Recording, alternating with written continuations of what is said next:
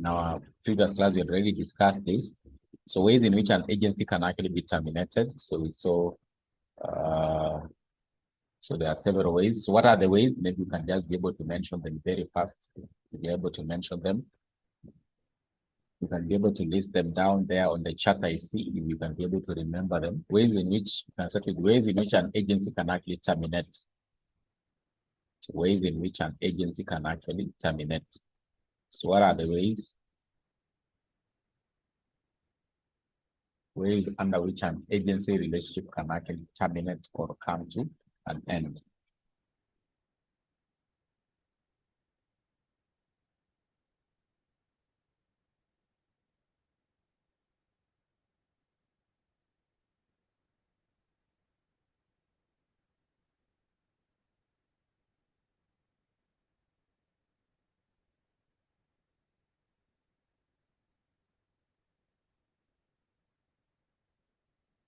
So I can see bankruptcy, death of the other party, lapse of time. So insanity of the either party. So insanity of the either party.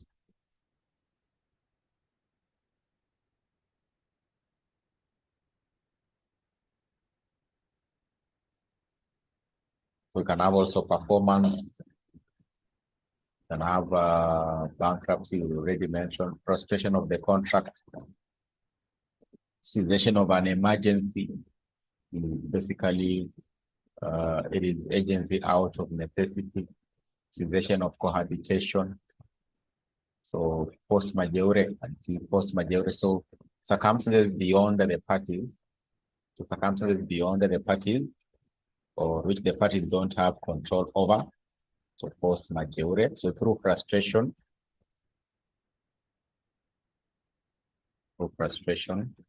Yeah, so I think you are able to mention them. So then the other question is about from an outline for circumstances under which an agent may be held personally liable to third parties. So we are saying generally, we say that generally for contracts of agency, the person who is supposed to be held liable is normally the principal.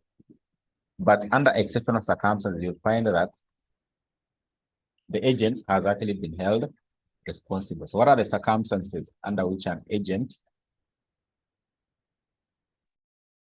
so negligence, so I can see negligence, so negligence. So circumstances under which an agent might be liable to third parties.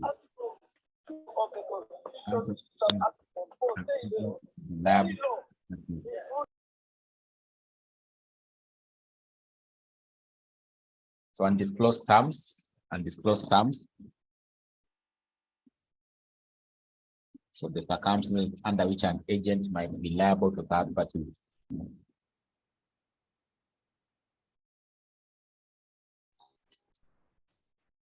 So we said, for example, where he executes a deed in his own name, where the agent expressly or impliedly consents to a personal liability, where he acts beyond his authority or actually exceeds his authority as the agent.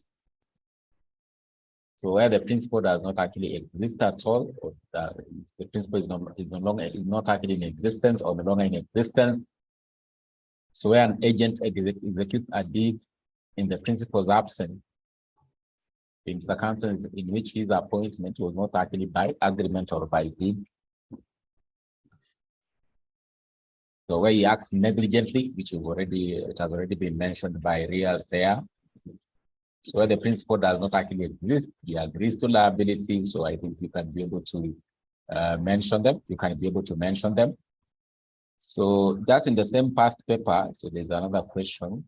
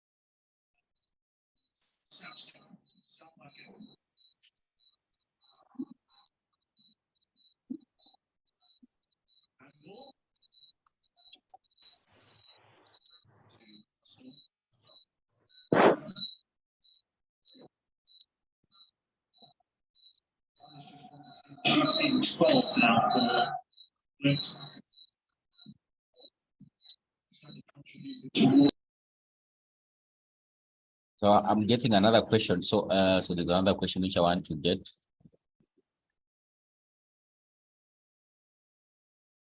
So I want to get another question on agency. Let me see if I'll be able to get it.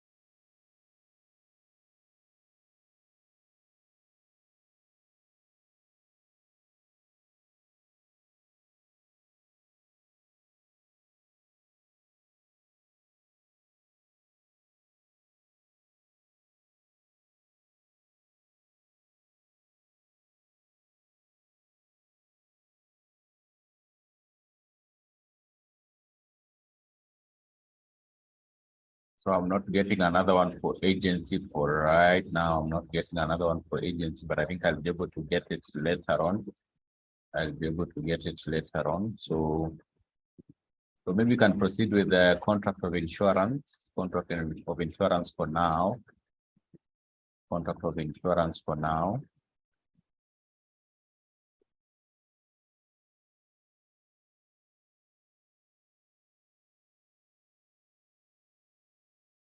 So you can continue with the contracts of insurance.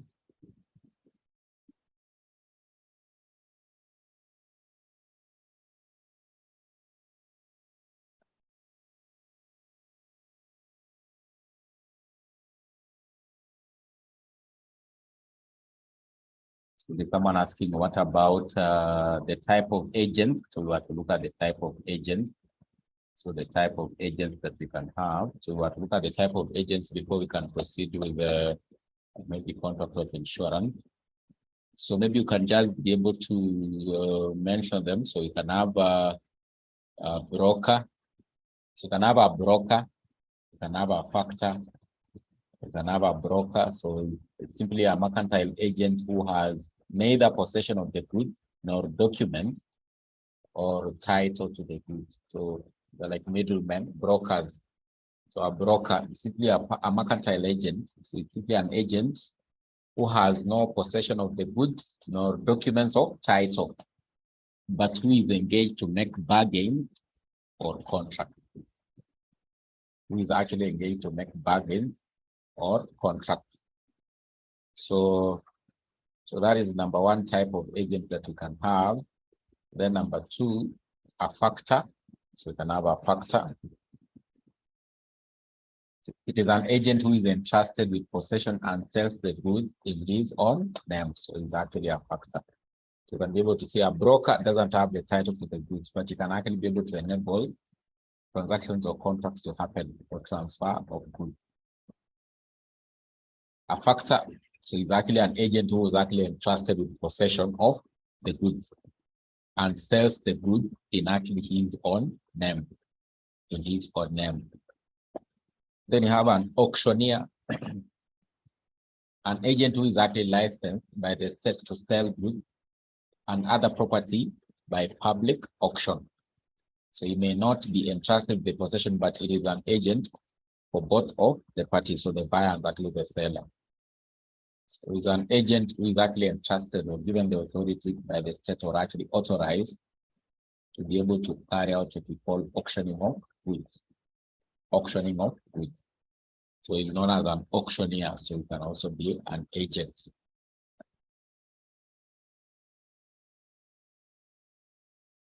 Then you have a del creditor agent, a del creditor agent. So a del creditor agent. So you can have a del creditor agent. So a del creditor agent. So is a mercantile agent who in return for an extra commission, known as commission del creditor, guarantees solvency of a third party with whom the principal actually contracts. So a del creditor agent simply gives the assurance that a third party is actually quite solvent enough. So he has enough money to be able to pay for maybe goods. So he gives the assurance that a third party will actually be able to pay. So maybe you can leave the goods with a third party and of course inform the principal that he'll likely be able to pay. So he gives the guarantee or the assurance of the solvency of a third party. Then he undertakes to indemnify the principal if the third party fails to pay for the goods or pay for the amount due. So it'll be known as a del creditor agent. A del creditor agent. Then we have a ship captain or a master. So he's an agent with the powers over a ship and its cargo. So a ship captain can also basically be taken as being an agent because he actually safeguards the goods. He actually safeguards the goods. Safeguards the goods. So I can see Riaz is asking for the notes. So I think I'll just share this note maybe after this one. Let me see that I'll be able to share after the class.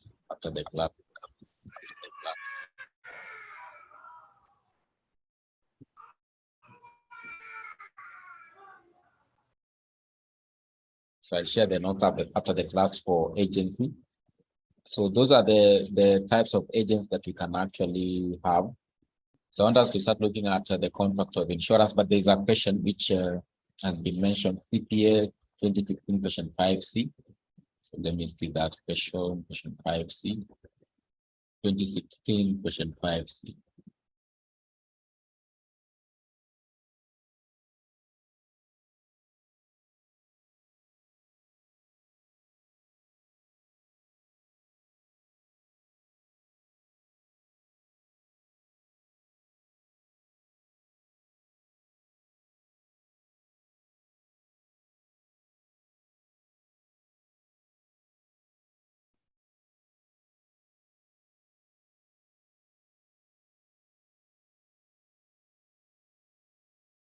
So May 2016 question 5C. May 2016 question 5C. So I can be able to see the question. I can be able to see it.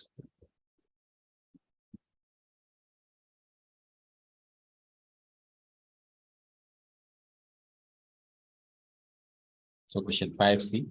So it says, describe the 3 conditions necessary for valid ratification of in the law of agency. For valid ratification in the law of agency. So those are basically the requirements for agency to be created by what we call ratification. So it is one of the ways through which we say agency can actually be created. So known as ratification, agency by ratification. What are the conditions necessary for that agency to be created? So I think it's part of the last thing we looked at in the previous class, but let me just share it.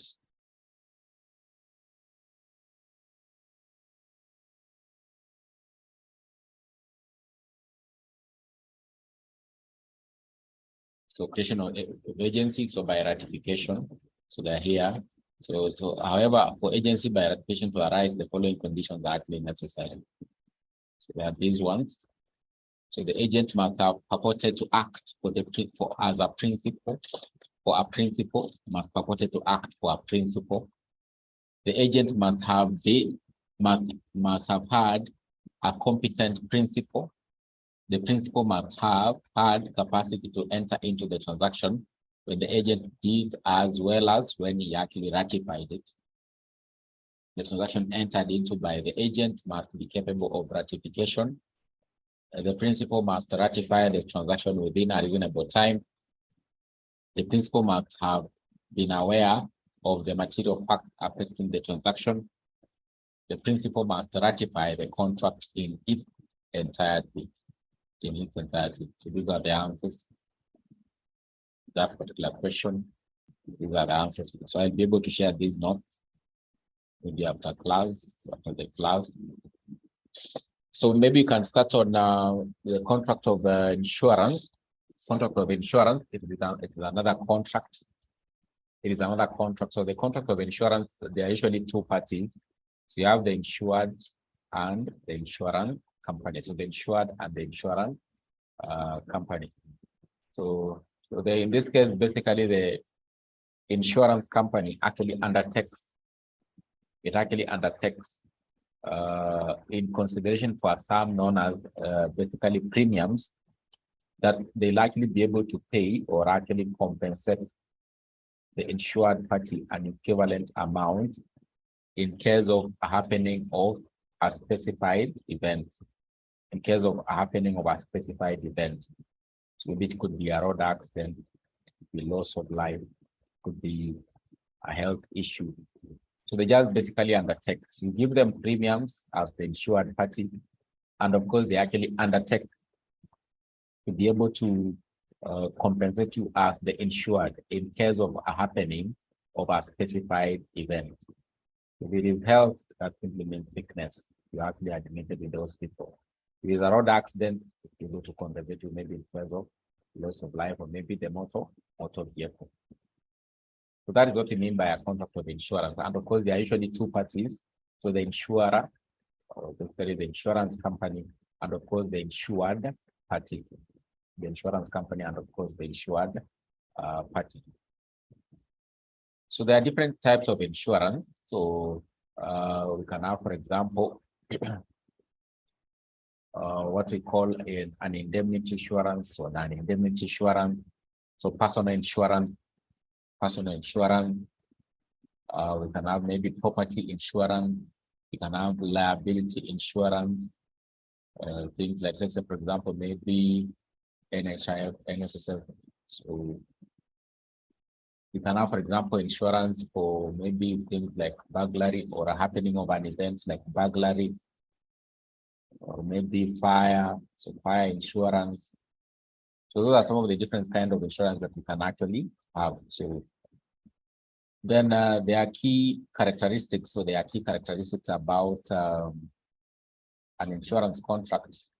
So there are key characteristics about an insurance contract. So there are key characteristics about an insurance contract.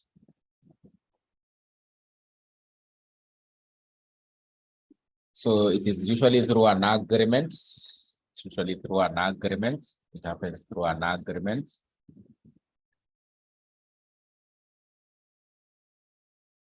So for a contract of insurance to exist, there must be an agreement under which the insurer is legally bound to compensate the other party or to pay a sum assured. or to pay a sum assured. So this is the consideration that passes between the party to support the transaction.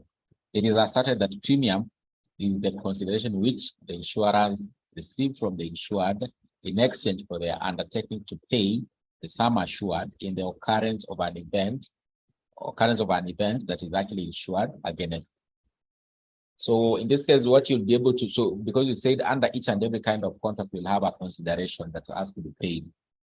So under a contract of insurance, the insured, the consideration he actually gives, it is normally premium. So you'll be able to pay what we call premiums each and every month. So if it is NHI, you pay monthly. You pay monthly a minimum amount of 500. So that is the premium you actually pay. In case of a happening of an event like sickness or matters to do with health, then NHIF as an insurance, so you can actually be able to cater for that particular amount of bill at the hospital. So there's normally what we call payment of premiums by the insured party, parties. So they'll be able to enter into an agreement, and of course now in this case, under this particular agreement, there'll be considerations that will have to be given, for example, by the insured party. What is actually normally the payment of the premiums. Then uncertainty, these events that are normally insured, they are quite uncertain. You can't actually be able to predict and say they'll happen at a particular time. So the insurance contract is aleatory, contingent, or just speculative, as it deals with uncertain future events. For an event to be insurable, it must be characterized by some uncertainty. So you've insured your house against fire. You don't know when the fire will actually happen. You're just speculating. It can either happen or not happen. So you've basically taken a health insurance policy. So you can't tell that you maybe fall sick or maybe you'll be healthy. So you can't easily tell. You're just speculating with uncertainty. You've insured your motor vehicle against accident or maybe an event. So you're not actually sure when it will actually happen. It can even pass a whole year that it has not actually happened. It can just be healthy for a whole year. So it is insurance basically deals with what we call speculative events. So things that you can't actually be able to predict that they'll actually happen. So maybe they can happen or they cannot actually happen. It is characterized by what we call uncertainty. So when you take the insurance policy, it doesn't mean that, of course, that event you are basically taking it for will actually happen. But you're just basically taking it for maybe uncertainty or events arising maybe beyond your control. You can't actually be able to tell when they are actually happening. And then there's usually what we call an insurable interest. The insurable event must be of adverse nature. So the insured must have an insurable interest in the property, life, or liability, which is the subject of the insurance. Insurable interest is said to be the pecuniary or financial interest which is at stake or in danger if the subject matter is not insured. It is a basic requirement for a contract of insurance. So usually what we call the insurable interest. So in each and every insurance policy that you basically take, you'll have what we call an insurable interest. You'll have an financial interest in it. So if it is a motor vehicle, so you are basically the owner of the motor vehicle. In this case, in case of a happening of an event, so maybe you might lose the motor vehicle. So it simply means that you'll be compensated. You'll be compensated by being given the motor vehicle because you're actually the owner. You have an insurable interest. There's something that you are likely to lose if that motor vehicle is not actually there, because you're the one basically who has actually spent the money to be able to acquire the motor vehicle, and the title or actually ownership is actually in your name. So you have an insurable interest in that case. So they'll be able to ascertain part before you become the insured party that whether you actually have what we call an insurable interest in the subject matter. Insurable interest in the subject matter. Control. So the insurable event must be beyond the control of the party assuring risk as it was actually held in that particular case law. Sentinel Securities PLL. So it must be something that it is beyond your control. It is beyond your control, so you must be able to control it. Accidental or negligent loss. Insurance can only be effected where loss is accidental in nature or is a consequence of negligent act or omission. So loss occasioned by intentional act does not qualify for indemnity or for payment of the sum assured. So you basically led to the event actually happening by yourself. So that simply means it was actually intentional. So intentional events, basically you won't actually be compensated by the insurance company. So they'll be able to look at the circumstances under which the event has actually happened. So was it accidental? So accident events, of course, they're likely be able to compensate you for that loss. Risk. So risk has been defined as the chance of a loss. So the probability of loss or the probability of any outcome different from what is actually expected. It is a condition in which there is possibility of an adverse deviation from a desired outcome that is expected or hoped for. For individual purposes, risk is measured by the probability of loss as the individual hopes that it will not actually occur. So this particular aspect of risk is normally very important in insurance policies.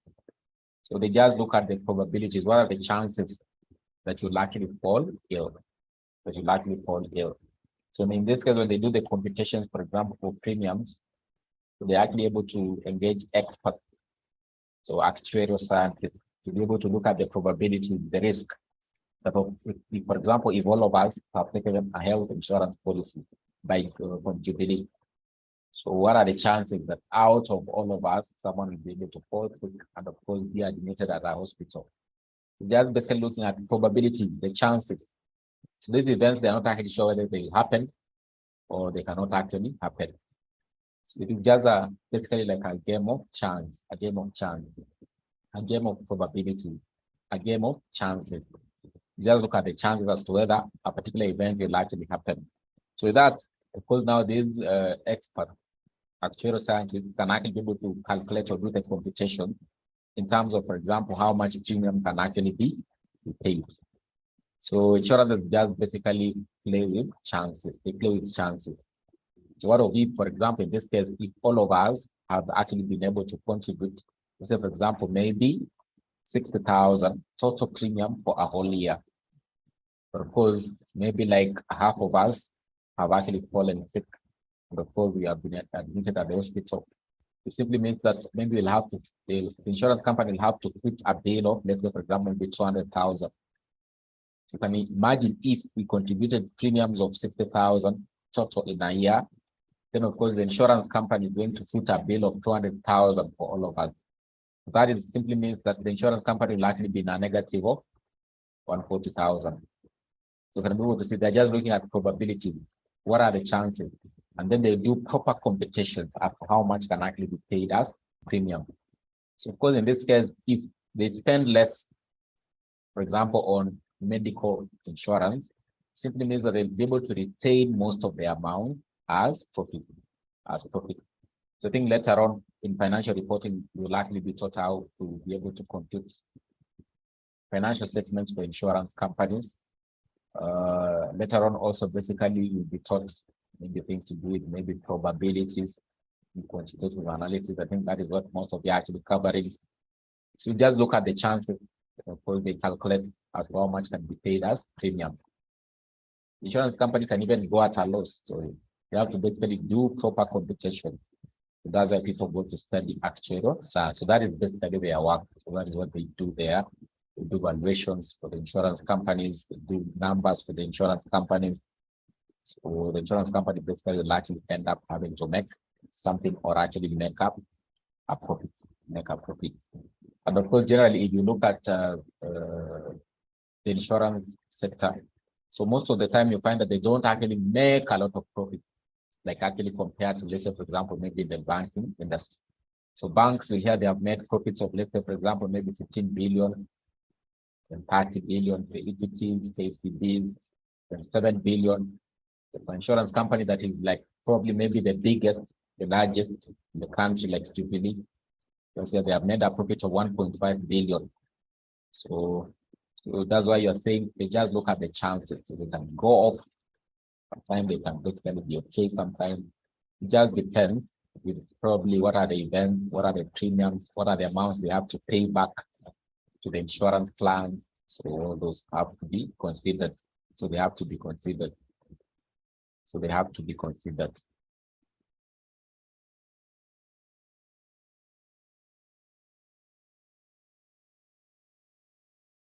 So I can see Beatrice is asking, I give an example of control. So they're saying insurance event must be beyond the control of the party assuring the risk. So that is the case. That is the case. So these events that you actually go for insurance, they are beyond your control. They are beyond your control. An accident you can never control. You never know. You will never know when it will actually happen. It is beyond your control. Matters to do with health. You can't tell whether you'll be sick tomorrow. Just speculating. You're just speculating. The events beyond your control. The events beyond your control. Life insurance policy. So they do computations.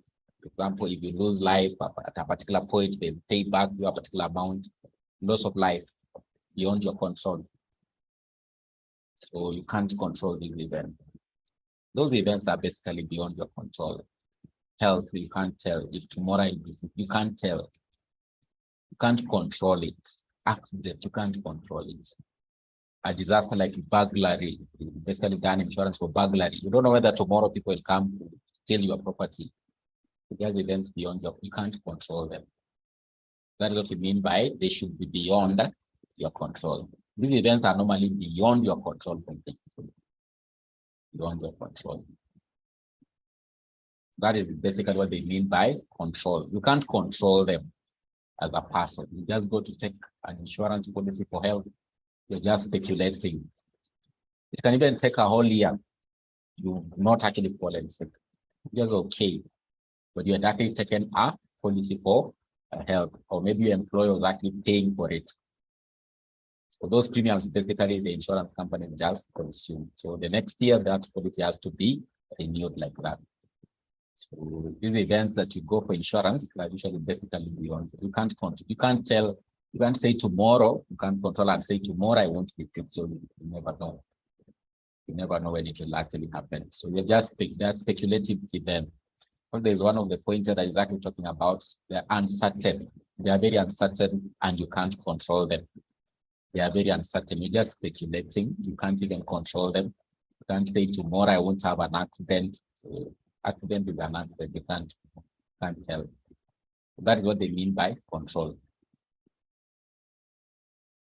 So formation. So how did this particular contract actually formed? So a contract of insurance comes into existence when an offer by the proposer is accepted by the insurer. So the proposer makes the offer by completing and submitting to the insurer the proposal form. So they'll be able to come to you with a form. So they'll come to you with a form, and then of course now in this case you'll be able to propose this. But in this case, give the offer. So the proposer makes the offer. So you are the one who actually makes the offer. So you can be able to say they give you the form, you make the offer to the insurance company, so they'll be able to assess. You tell them, so these are my details, my particulars. So those are basically the things you'll be able to provide. Particulars of the proposer or the insured party. Particulars of the subject matter. So subject matter in this case we mean, for example, if it is maybe motor vehicle insurance, health insurance, life insurance, the fire insurance. So that is the subject matter. Fire insurance, or maybe your house. So like that. So circumstances are affecting the risk, the history of attachment of the risk. So they'll actually ask you about your history, especially if it is a matter to do with health, maybe life insurance policy. So we're going to see later on that there is one of the principles under insurance.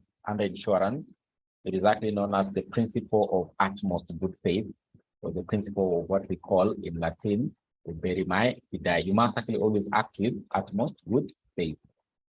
And in this case, the questions they'll be able to ask, for example, in your family tree, maybe your grandfather to your father, is there anyone basically who has actually been affected by a terminal disease?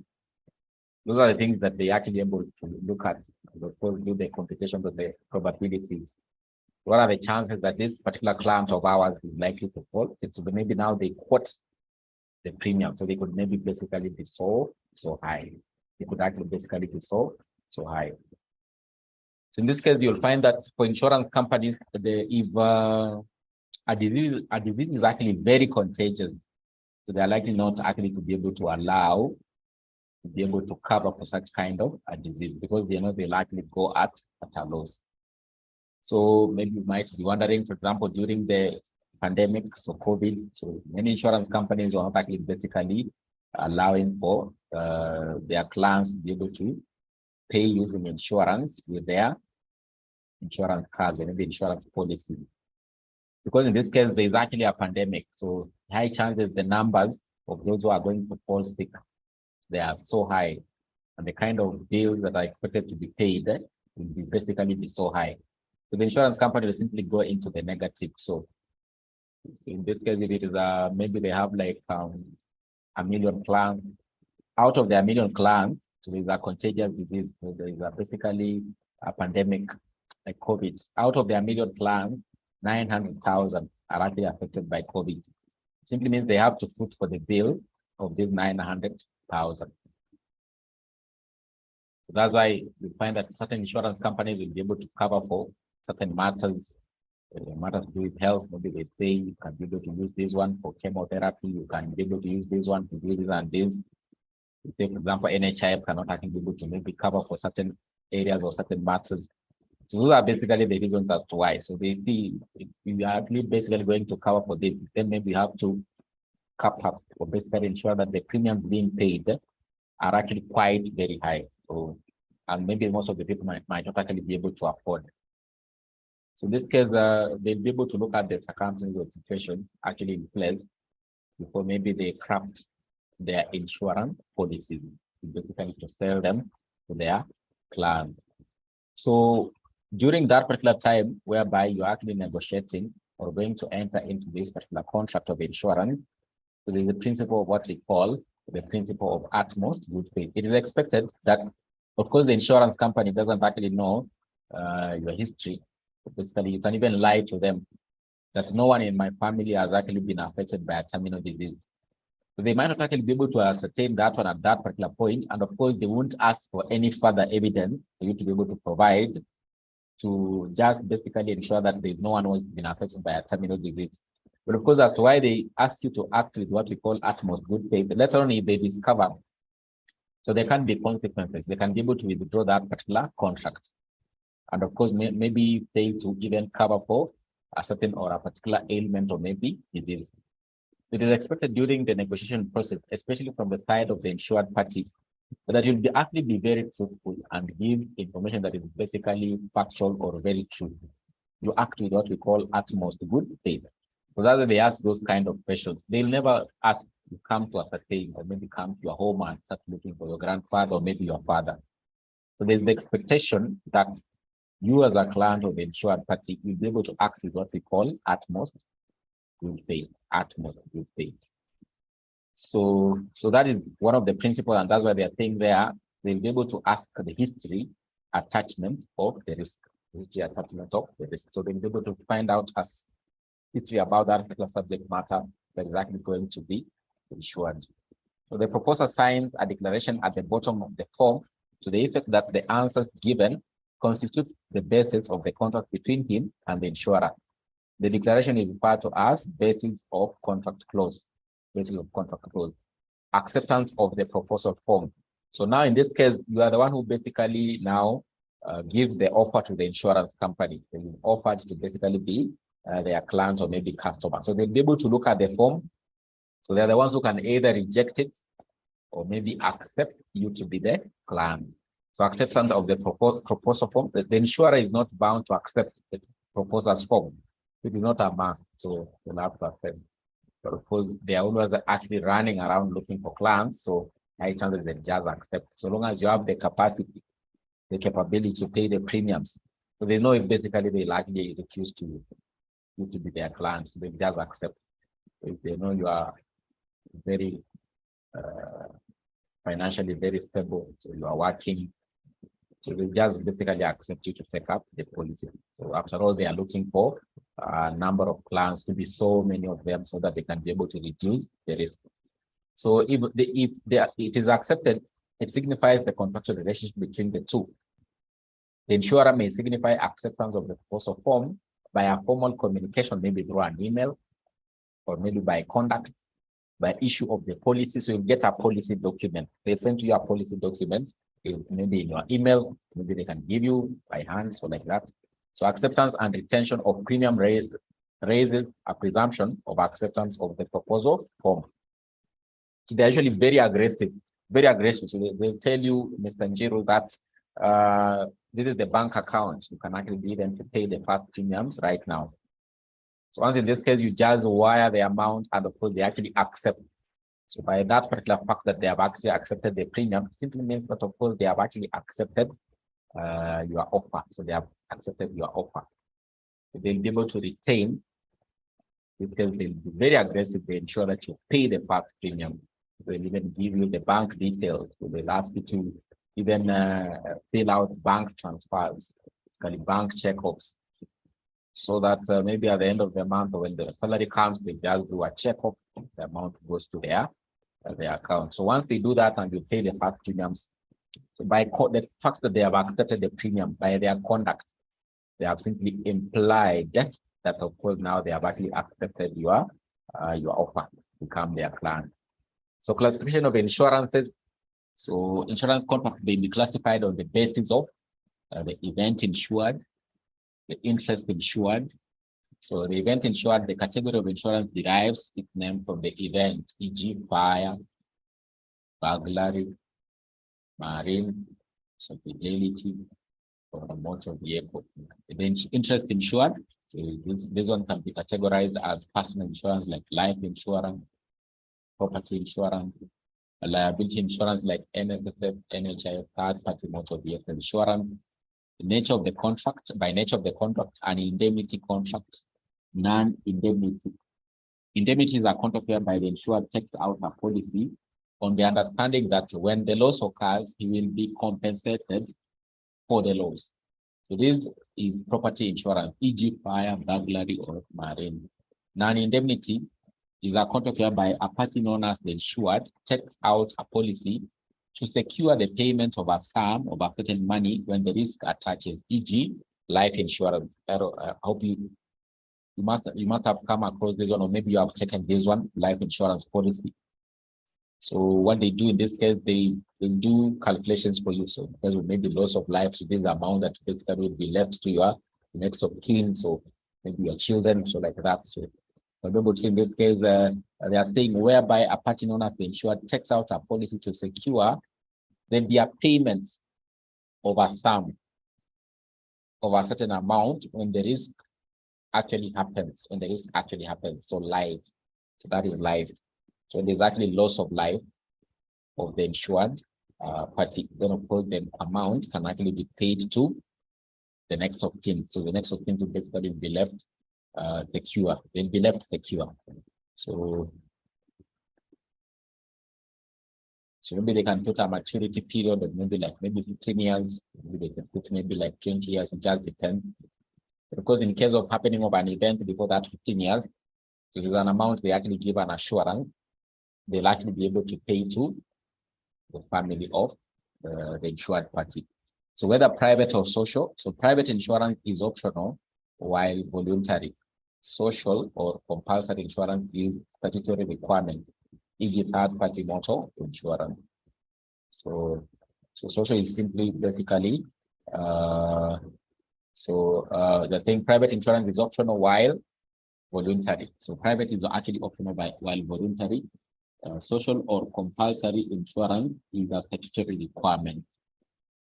And then basis of the program, so you can have insurance or reinsurance. So reinsurance. So insurance is just directly, as what you've been able to see, and relationship between the insured party and the insurer. And then you can have reinsurance. So these are contracts in which the insurer insures himself with another insurance company. So what happens in this case now, for example, if it is a small insurance company, they'll be able to maybe insure their premiums with another bigger insurer, like a mother insurance company. They do what we call the reinsurance.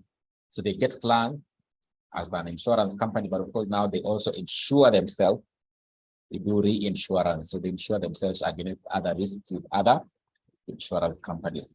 So that is the reinsurance. So what are the principles of insurance? So that is what I've just been talking about. Insurable interest, you've been able to look at it. So is the financial or monetary interest at stake or in danger if the subject matter is actually not actually insured. It is the interest a person has in the subject matter which he stands to lose in the event of its loss or destruction. So if you don't insure your house against fire, if fire happens, then you're likely to lose it. So that is the interest you have in that particular property or subject matter. So loss of the house. So these are financial interests that you have in the subject matter.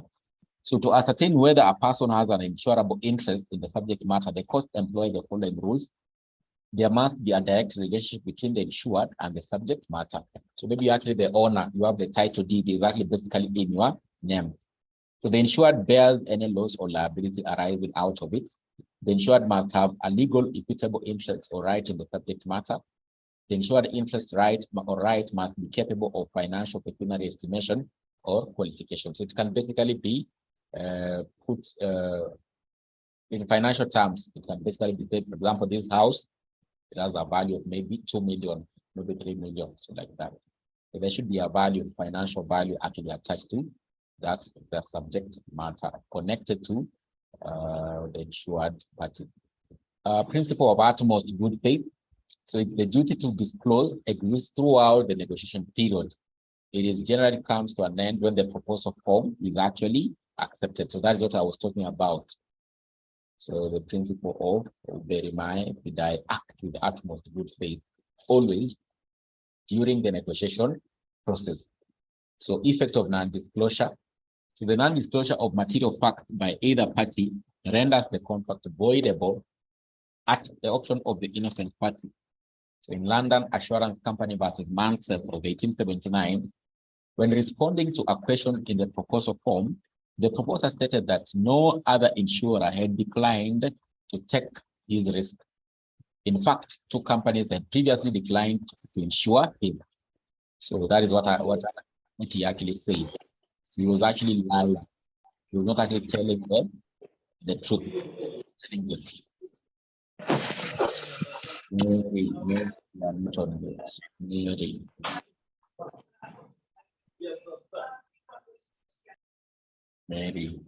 mute.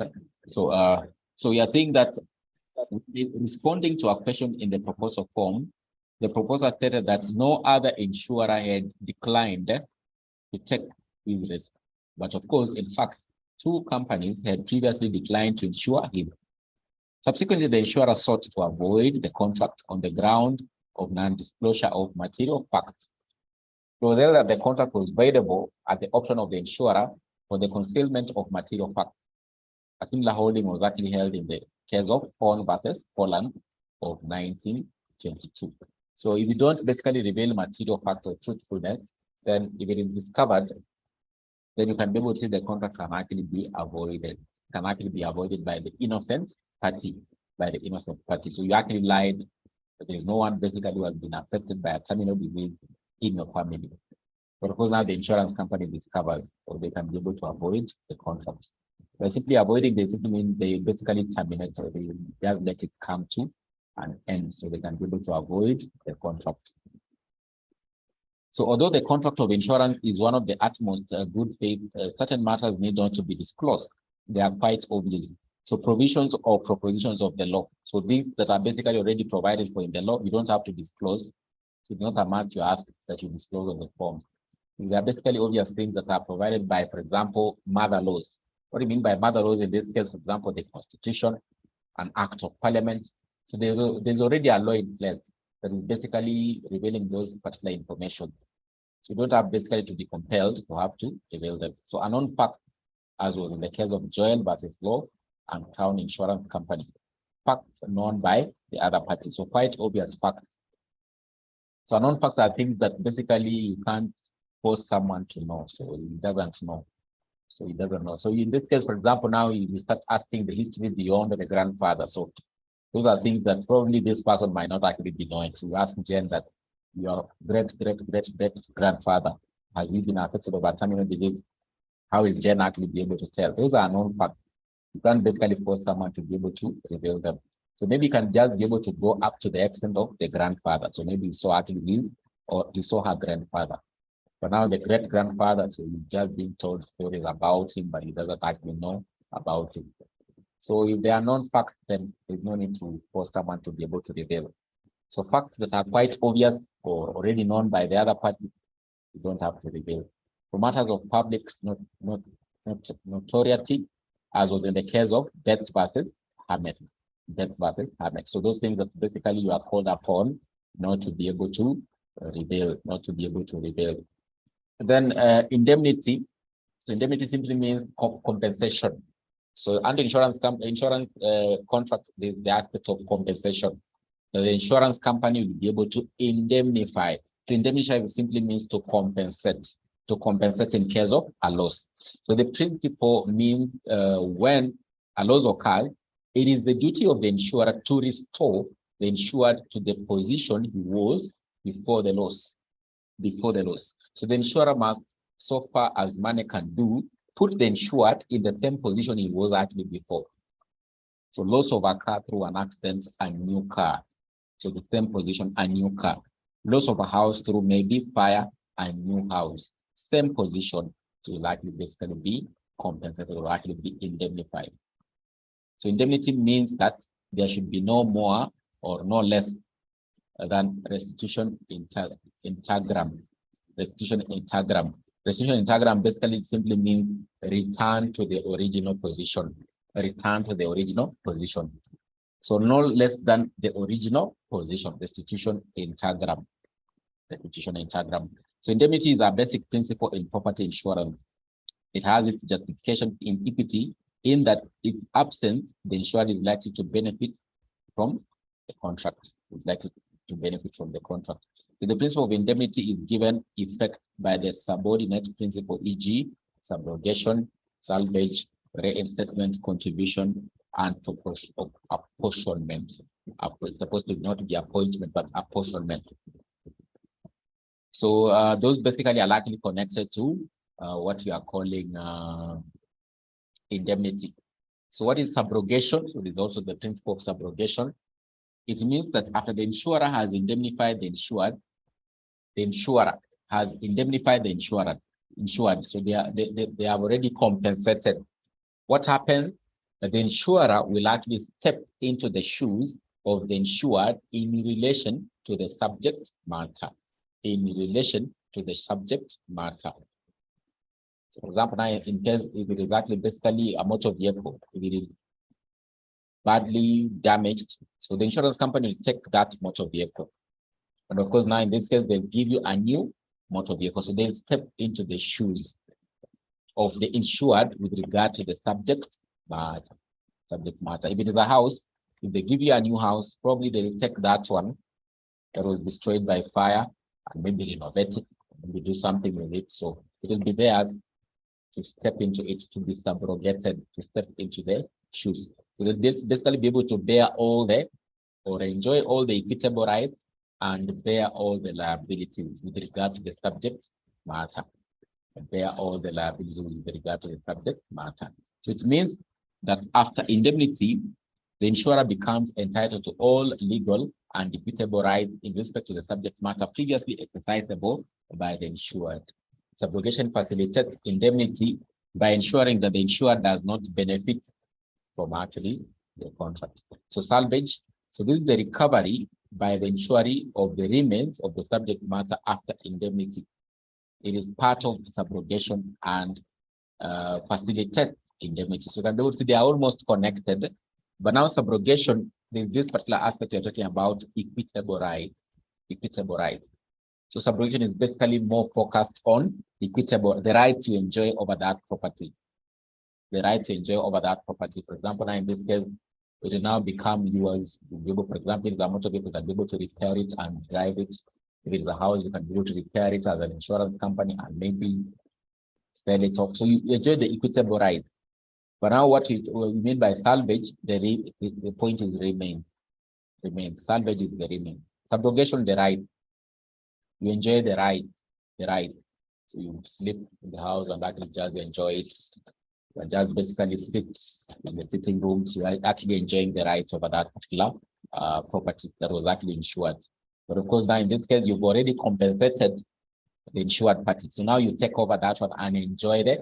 So subrogation, basically the right, attached to the right. Salvage, the remain. The remain talks more about the remains, although they are just almost connected or same like that. You can be able to see they are saying here that it is part of subrogation. It is part of the right that you actually enjoy under subrogation. Subrogation now basically focuses on all the rights you enjoy over the property. You can just walk there anytime you want, because it has become yours as an insurance company. You can close the place, so you're enjoying the right. You have the keys to the house, so it is now yours. Reinstatement. So this is the repair or replacement of the subject matter in circumstances in which it may be reinstated. So sometimes they do repairs, they can do repairs, so they can just renovate that house and maybe bring it back to the original position, and now because give the insured person, they just reinstate. They don't give you a new, completely new house. They do a reinstatement. The motor vehicle, they just repair the windscreen. They don't actually give you a fully new motor vehicle. They just repair the windscreen, and of course they reinstate you back. So the principle of reinstatement, replacement of the subject matter in circumstances in which it can actually be reinstated. So double insurance. So double insurance basically simply means you've taken two insurance policies for the same subject matter. It's a situation whereby a party takes out more than one policy on the same subject matter. For motor vehicle, you've taken it insurance policies for two companies. So the house, you'll be actually insured it against fire in two insurance companies. Double insurance. It is double, it is not one. So it's a situation whereby a party takes out more than one policy on the same subject matter and risk with different insurers, but where the total sum insured exceeds the value of the subject matter. Then if you've taken what we call double insurance, then the aspect of what we call contribution and apportionment will actually come in. So in case of a disaster, that fire, then these insurance companies have to do contribution and apportionment of the risk for the compensation, for the indemnification to happen, for the compensation to happen. With the loss of maybe 6 million of the house, they'll do what we call apportionment among themselves as insurance companies, and of course now do the contribution to be able to compensate the insured party. So if an insured has taken out more than one policy on the same subject matter, that is double insurance, and there is with different insurers, and a loss occurs. Now you have to get the point. The twin principle of contribution and apportionment actually applies. How does it apply? If the insured claims from all the companies at the same time, they apportion the loss between themselves on the basis of the sums insured. Each insurer bears part of the loss. This is the principle of apportionment. They actually apportion the loss amongst themselves as the insurance company. So basically, this Mercedes-Benz that is actually owned by Beatrice. So the Mercedes-Benz is basically worth 6 million. So it simply means that if the insured sum was actually basically maybe 4 million for this Jubilee insurance and maybe 2 million for direct line, so we'll just be able to do what we call apportionment of the sum assured. And of course, reinstate back Beatrice to the original position, give her a new Mercedes-Benz. And of course, now they'll have to be able to apportion the loss amongst themselves as insurance company. So if one of the insurers makes good the total liability to the insured, such insurer is entitled to recover the excess payment from the other insurers. So this is the principle of contribution. This principle is to the effect that an insurer who has paid more than his lawful share of the loss is entitled to receive the excess from the other insurer. So you have to basically be compensated or basically get the contribution from the other insurance company. The principle of contribution is equitable. An insurer is only entitled to contribution if the following conditions actually exist. So there must have been more than one policy on the same subject matter. The policies must have been taken out by or on behalf of the same person. The policies must have been issued by different insurers. The policies must have all been in force when the loss actually occurred. All policies must have been legally binding agreement. None of the policies must have exempted itself from contribution. The twin principle of contribution and apportionment facilitates indemnity. It facilitates compensation. Exactly what you call the principle of abandonment. It is the surrender by the insured of the remains of the subject matter for full indemnity. So you abandon it. You actually abandon. It entails the giving up the residue to the insurer for indemnity. This principle has its widest application in marine insurance, but generally also applies in case of partial loss or constructive total loss. So the insured must notify the insurer of his intention to abandon the subject matter. You agree with the insurance that you don't want that Mercedes Benz, you want a new one. So if they accept, then they'll be able to indemnify you or give you another one. So you would have basically abandoned the principle of abandonment. So proximate cost.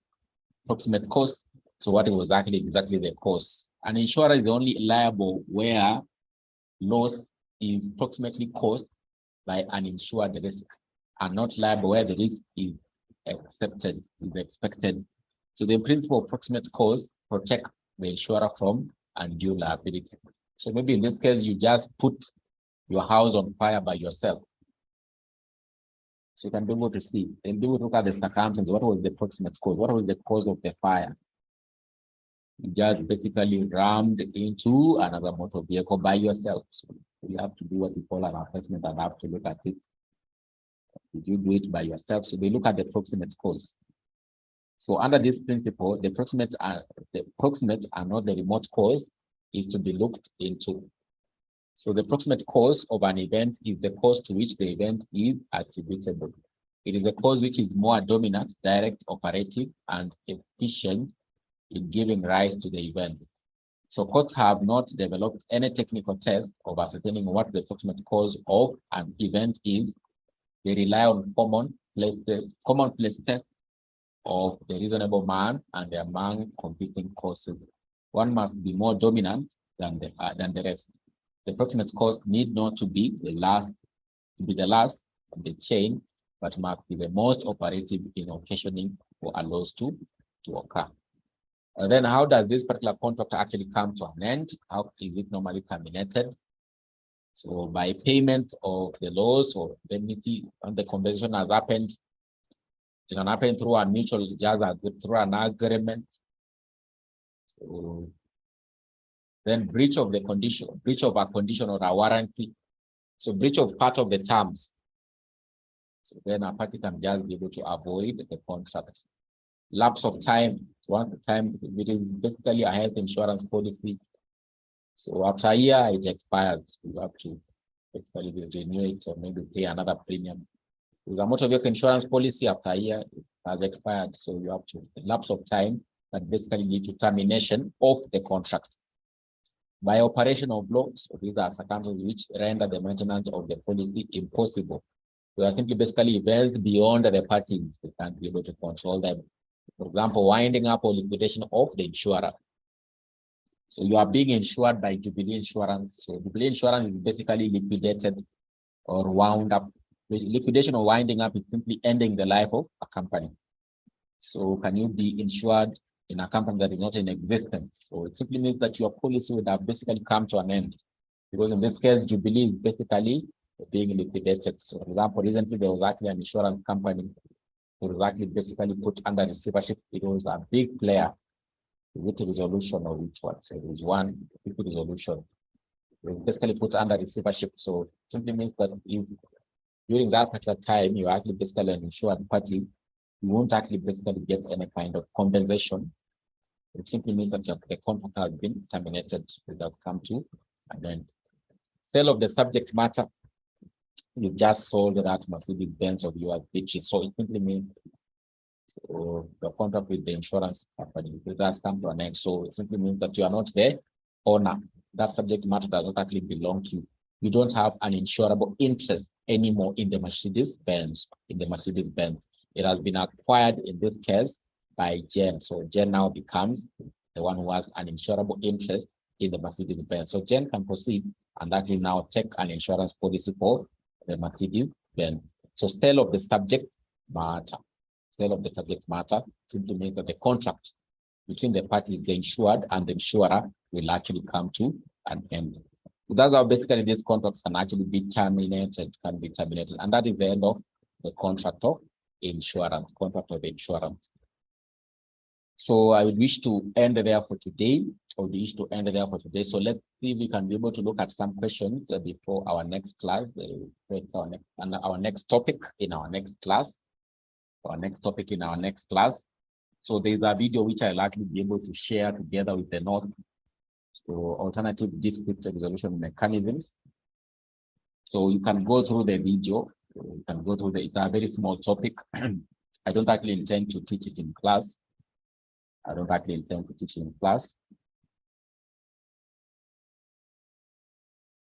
can see Mary is asking on payment of indemnity.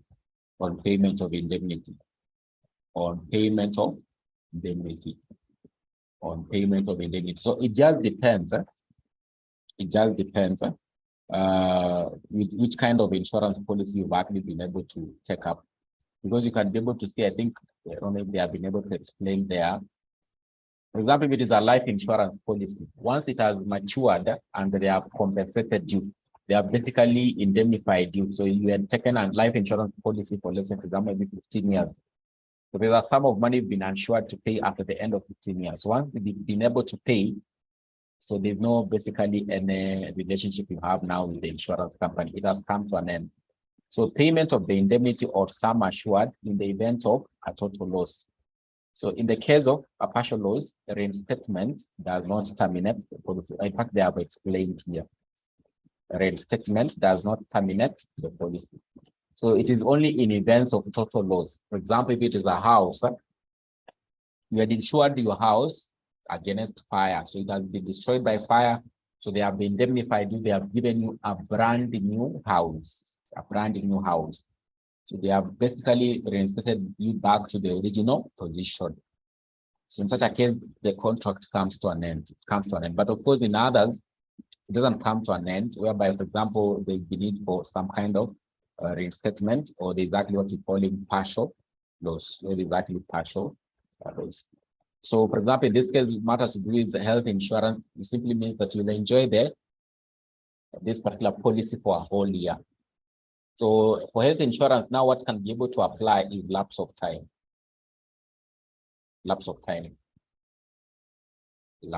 So it won't, payment of the indemnity does not actually apply in all of them. It just depends if it is which insurance policy or which kind of insurance. So for health, for example, it is lapse of time.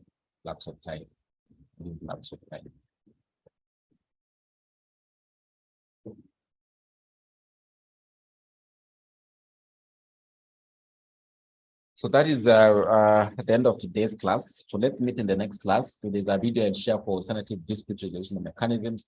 I'll also share the note. It's a very small topic. Actually, I don't intend to teach it in class, so you can go through that video. And of course, the note I'll be able to share, because I've been able to I've shot a video for it already. Lesson 1, so there's lesson 2, which is actually remaining. I'll be able to shoot again. So let's hope maybe all goes well, or God willing, maybe tomorrow I'll be able to shoot lesson 2. Then I can be able to share. So I think with that, we'll move a bit faster, because as I told you, this particular unit is actually a bit wide. So with that, I think we'll be able to move a bit faster, because it is maybe we finish quite early. Maybe by start of next month, the syllabus, then we can revise a bit here, 1 or 2 areas, and see what is likely to be tested. So they frequently will do the revision. So the easier it will be for you to be able to approach the exam. So when I send the video, make sure you go through it, because I don't think I teach that topic in class again. I share the video, and I'll also share the notes. Then I think maybe we can go to questions in the past papers, then we'll be done with that topic. So with that, we have come to the end of today's session. So I wish you all a safe night. Let's meet next time.